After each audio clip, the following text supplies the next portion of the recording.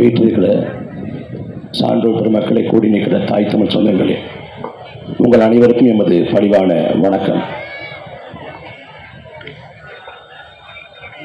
காவிரி நிலப்பரப்பில் நின்று கொண்டு இந்த தண்ணீர் மாநாட்டை நடத்தி கொண்டிருக்கிறோம்.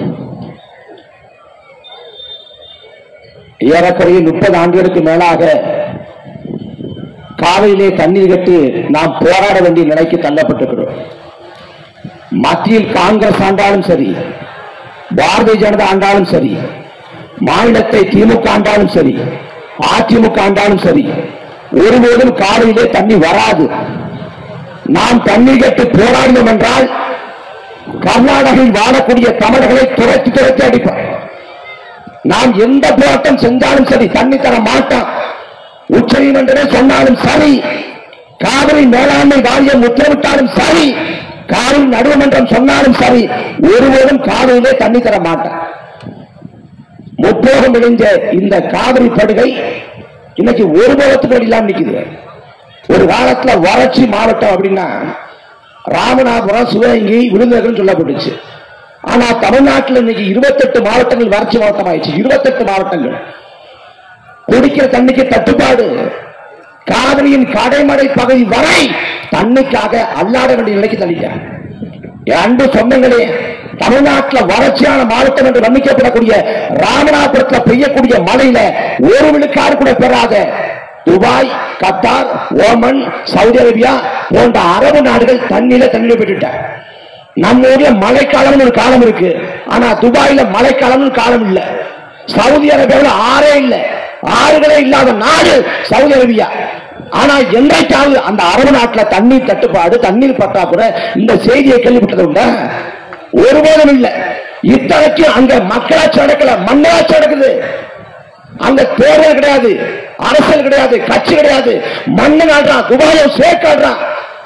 ஒரு மண்ணு வாழ்கிற போது அந்த மண்ணனு கிடைச்சா போதும், குடும்பத்துக்கு கிடைச்சா போதும், உறவு கிடைச்சா போதும் நினைக்கல. கடைக்கோடி வரை நீரை தட்டுப்பாடு இல்லாது கொண்டு போய் சேர்க்கிறார். அங்க மழை பொழிவு இல்ல, கடல் வளம் இருக்கு. கடல் தண்ணியை சுத்திகரிச்சு தன் மக்களுக்கு கொடுத்துறார். ஆனால் அந்த மக்களே, ஒட்டுமொத்த தமிழ்நாட்டோட சராசரி மழைப்பொழிவு ஆண்டொன்றுக்கு 950 மில்லிமீட்டர். உலகத்தின் சராசரி மழைப்பொழிவு 800 மில்லிமீட்டர். தமிழ்நாட்டின் சராசரி மழைப்பொழிவு 950 மில்லிமீட்டர். அந்த மழைகளை ஏரிகள், குளங்கள், குட்டைகள் என்று வெட்டி சேமிச்சிருந்தாலே முப்போகம் விவசாயம் செய்ய முடியும். எந்த காலத்திலும் தண்ணீர் தட்டுப்பாடு இல்லாது வாழ முடியும். இதே காவிரி படுகையை சோழ மன்னர்கள் ஆண்டார்கள். அந்த சோழ மன்னன் காவிரியை கொண்டாடி தீர்த்தான். வான் பொய்ப்பினும் தான் பொய்யா காவிரி என்று காவிரியை கொண்டாடி தீர்த்தான். பாண்டிய மன்னன் வைகையை கொண்டாடி தீர்த்தான். பொய்யா குலக்கொடி என்று வைகையை கொண்டாடினான். பாரதி சுதந்திரத்துக்காக பாடினான், எல்லாருக்கும் தெரியும். ஆனா சுதந்திரம் பெற்ற நாட்டில் பாரதி வாழல. அடிமை இந்தியாவில் பிறந்து அடிமை இந்தியாவில் செத்து போனவன் பாரதி. அவன் பாடினா அடிமை இந்தியாவில். காவிரி தென்பண்ணை பாடாறு தமிழ் கண்டதுரை வையை போனது என மேவியாறு பாட ஓட திருமணி செலுத்த தமிழ்நாடுன்னா. வெள்ளக்கார ஆட்சி காலத்தில் அடிமை இந்தியாவில் வளம் கொளித்தது, ஆறுகள் செழித்தது. ஆனா சுதந்திர இந்தியாவில் ஆறுகள் செத்து கொண்டிருக்கிறது. காவிரியில தண்ணி வரல, போராட்டம் போராட்டம் நடக்குது. சட்ட போராட்டம், அற போராட்டம், எல்லா போராட்டமும்.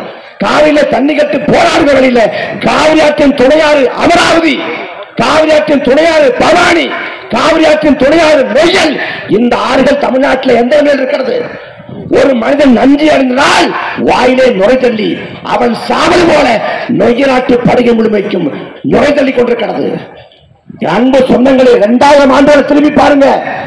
எண்ணற்ற மன்னர்கள் வந்தார்கள், அரசர்கள் இந்த நிலத்தை ஆட்சி செய்தார்கள், படையெடுப்பை நிகழ்த்தார்கள், போர் புரிந்தார்கள், சண்டையிட்டார்கள். வாதாபி எரிக்கப்பட்டது, உறையூர் எரிக்கப்பட்டது, புத்த மடங்கள் நெருக்கப்பட்டது, கோயில் இடிக்கப்பட்டது, தேவாலயம் இடிக்கப்பட்டது, வன்முறைகள் நிகழ்த்தது. இந்த 2000 ஆண்டு காலத்தில் எத்தனை போல் நிகழ்ந்த போதும், எத்தனை உயிரிழப்பு நிகழ்ந்த போதும் ஒரு மன்னன் கூட இயற்கை வளத்தை அழிக்கல, ஒரு ஆற்ற மண்ணை கொள்ளையடிக்கல, ஒரு மலையை தகர்த்து கனிம வளங்களாக ஏத்தல. இப்படி 2000 ஆண்டுகளாக பாதுகாத்து வைக்கப்பட்ட இயற்கை வளங்கள் 60 ஆண்டுகள திராவிட ஆட்சி காலத்திலே அடிக்கப்பட்டுக் கொண்டிருக்கிறது. அழிவின் விளிம்பில் இருக்கிற அன்னை தமிழம் மீண்டு எழுவதற்கு வரலாறு ஒரு கடைசி வாய்ப்பை கொடுத்திருக்கிறது. பெருந்தலைவர் காமராஜர் 9 ஆண்டுகள் ஆட்சியை கொடுத்தார், பொற்கால ஆட்சி. அந்த ஆட்சியை கவியரசர் கண்ணதாசன் காலத்தின் கடைசி கவிஞர், காலம் ஒரு முறை கடைசியாக கவிழ்த்திருக்கிறது. அதே போல வரலாற்றின் கடைசி வாய்ப்பு நாம் தமிழர் கட்சி. இந்த மண்ணை மக்களை மீட்க கடைசி தருணம் இதுதான். அதனால வரக்கூடிய 2026 சட்டமன்ற தேர்தல் களம் திராவிட நரிகளுக்கும் தமிழ் தேசிய புலிகளுக்குமானது. இதுல குறுக்க அணில் வந்தாலும் சரிதான், ஓனாய் வந்தாலும் சரிதான், நாய் எழுதி போய் அடிப்போம். எங்கள் முழக்கம் ஒண்ணுதான், எதிரிகளை துரோகிகளை களத்தில் வீழ்த்துவோம், உதிரிகளை போரிகளை களத்துக்கு முன்பே வீழ்த்துவோம். நன்றி, வணக்கம்.